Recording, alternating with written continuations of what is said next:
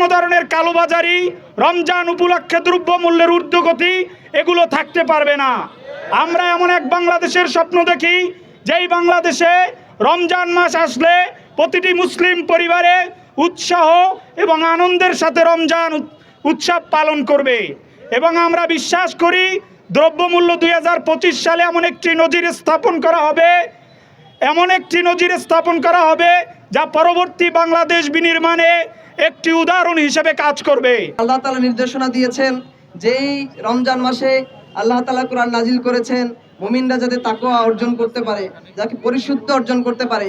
ইসলামী ছাত্র শিবিরের সকল নেতৃবৃন্দ, সকল কর্মীদের সহ উপস্থিত তৌহিদি মুসলিম জনতাকে আমরা উদ্দেশ্য করে বলতে চাই, এই রমজান তখনই ইফেক্টিভ হবে যখন আমরা পরিপূর্ণভাবে তাকওয়া অর্জন করতে পারবো। সম্মানিত উপস্থিতি, আমরা লক্ষ্য করছি রমজান আসলেই কেবল সিন্ডিকেট বেড়ে যায়, রমজান আসলেই কেবল কালোবাজারি বেড়ে যায়।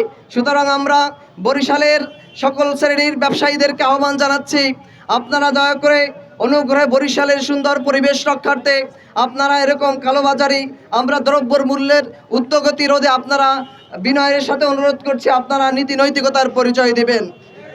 সম্মানিত উপস্থিতি, আমরা সরকারের কাছে আবেদন জানাচ্ছি সকল ধরনের অশ্লীলতা, সকল ধরনের বেহায়াপনা, এই ধরনের সকল ধরনের সম্প্রচার বন্ধ রাখতে হবে, সকল ধরনের কালোবাজারি বন্ধ রাখতে হবে। সম্মানিত ভাইয়েরা, সাধারণ মানুষ যেন নিজেদের ক্রয় ক্ষমতার মধ্যে এই রমজান মাসে রমজান পালন করতে পারে সেই সুব্যবস্থা করতে হবে। মিছিলের মধ্য দিয়ে মূলত আমরা রমজানকে স্বাগত জানিয়েছি। রমজান হচ্ছে এমনই একটা মাস যে মাসটাকে কেন্দ্র করে মুসলিম উম্মাহ অপেক্ষা করতে থাকে, তাদের পুঁজি কামাই করে নেবে, সব এবং নেকির পুঁজি কামাই করে নেবে। এটা নিয়েই মূলত আজকের আমাদের এই জানান দেয়া, এটা নিয়েই আজকে আমাদের এই আনন্দঘন র্যালি এবং রমজানকে স্বাগত জানিয়ে আজকের এই র্যালি। চাওয়া পাওয়া হচ্ছে এই রমজানকে কেন্দ্র করে আমরা আমাদেরকে পরিশুদ্ধ করব, আমরা আমাদেরকে আত্মশুদ্ধির মধ্য দিয়ে আমরা মুসলিম উম্মাকে এবং বিশ্বের প্রতিটি মুসলিম উম্মার প্রতি আমাদের অনুরোধ থাকবে আমরা যেন কোনো অবস্থাতেই সত্য মিথ্যাকে আমরা মিলিয়ে না ফেলি। যেমন আমাদের একটা গানের কলি আছে, রাখলি কি তুই রোজারে বাই লোক দেখানোর তরে, বুঝবি তবে তারই মজা মরণেরই পর। রোজা রেখে নামাজ কাজা, মিথ্যা বলে করলি মজা, কামাই করলি দ্বিগুণ সাজা, জানা কি আছে রে। আমরা রোজা রাখছি, রোজা রাখবো, এবং এটা আল্লাহর পক্ষ থেকে আমাদের জন্য একটা ফরজ ইবাদত।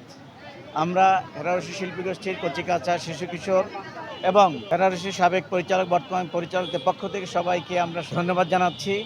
আজকে যারা এসছে সবাইকে ধন্যবাদ জানাচ্ছি। সাথে সাথে রমজানের এই মাসে চাওয়া পাওয়ার মধ্য দিয়ে আমরা যেন আমাদের আত্মশুদ্ধি করে নিতে পারি, আমরা যেন গুনাহ মাপ চেয়ে মাসুম হতে পারি।